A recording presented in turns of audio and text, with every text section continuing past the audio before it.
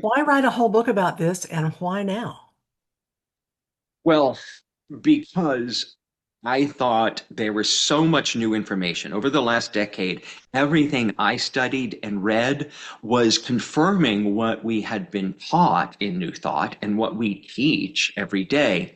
But Mhm. there was proof. There was proof that this is how this works neurologically. This is how it works psychology wise, and this is how it works in social science, how it works in relationship with each other. From Barbara Fredrickson and James Doty to all kinds of different scientists. Adam Grant from Wharton, written whole books about giving and receiving. He has a book called Give and Take, and I devoured that book. And it's all what we've been taught about giving and tithing and being able to receive. And so I wanted to create a book that reflected all of that.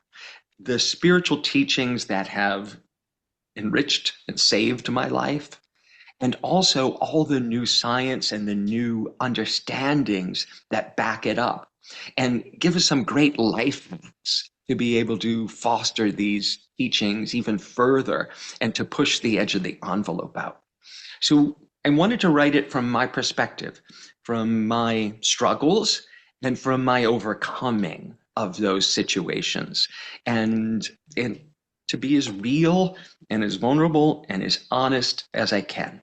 Yes, I have been broke. Yes, I've declared bankruptcy. Yes, I have been diagnosed with life-threatening diseases. And I am very abundant and very prosperous because I've applied these teachings and these processes and these practices in my life.